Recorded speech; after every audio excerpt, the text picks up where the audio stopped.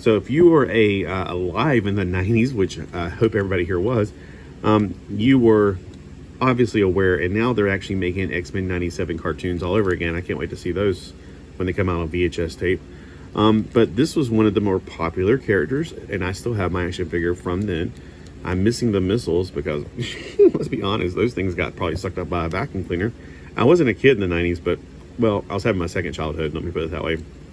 And I remember I didn't even want to touch action figures, but my girlfriend kept on, you know, encouraging me to have fun, lighten up. And I'm like, no. And she, one time we went to McDonald's and she got a Happy Meal. I was like, well, why are you getting a Happy Meal? You're an adult. It's like, because it's fun.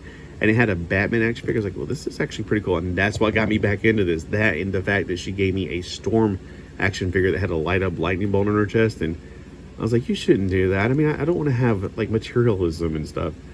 It's all your fault, Christy. This is all your fault. All right, no, anyway.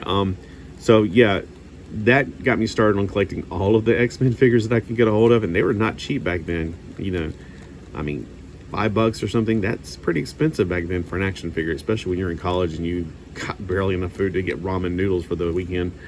All right, so this is Archangel from the X-Men comic books. Apocalypse turned him into one of his 4 horsemen and turned his beautiful little white wings and human skin color, he was a white guy with blonde hair, into a blue-faced nemesis of death, like the angel of death. And I keep doing this because, well, there you go. You got one of his little fun points. You can play with him like he's flying, although really Archangel never did that. He's got he's got more than 5 points of articulation. He would be able to go around 360 degrees, except the wings are in the way. His elbows go from straight to a perfect 90 degrees. Well, okay, 89.9%. All right, there we go. Head goes around the blend of blur thing. He's got no waist articulation, but he doesn't need it. His legs, he can sit down, if he can sit down. And kicking backwards, he can't kick back very far, either because of his wings or his butt. I can't tell. I think it's his butt. All right, and when he's sitting down, or if he's just standing up and for some reason wants to put a foot behind him, he can bend his knees at a 90-degree angle. And that's about all I can say as far as his articulation goes. Is this something you want for your collection? I don't know. I mean, they make modern figures. Most people like the 6-inch figures. I don't. I'd rather go back and...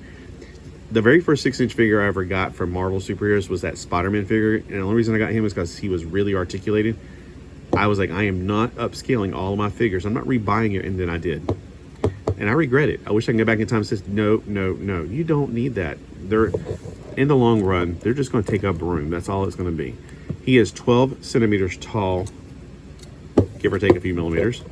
And he is about 4.5 inches tall, which is all you need. You can see he is actually smaller than the VR Trooper figure, who is 5 inches tall. 4.5 inches tall for superhero figures is fine. I know I always harp about how I love 3 3/4 inch figures, but superhero figures have always been on a larger scale that I've had. It's back with the Secret Wars and the Superpowers. They were in this scale right here. So they just weren't going to work with the G.I. Joe figures, and that was fine. This is a G.I. Joe figure. He's in 3 3/4 inch figures. They can kind of work. You can be like, these are superheroes, therefore they're bigger. But I always played with them separately anyway.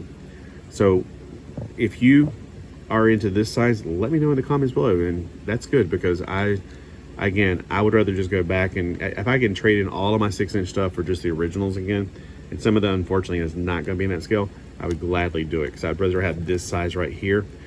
Another great thing about this size is that you can play with these and the DC figures. They kind of on the same scale. I know they did it for the 6-inch, so you can do those as well, but those 6-inch figures, they're not cheap. These came down to about 3 for $10 at I got him way before that though, but they were 3 for $10 at the KB Toys in that bin. I mean, you know, you're thinking, no, I'd rather pay $25 for an action figure. No, I'd rather have 3 for 10 figures and just be settled. I'd be satisfied with this. But that's my opinion. What do you think? Comment below.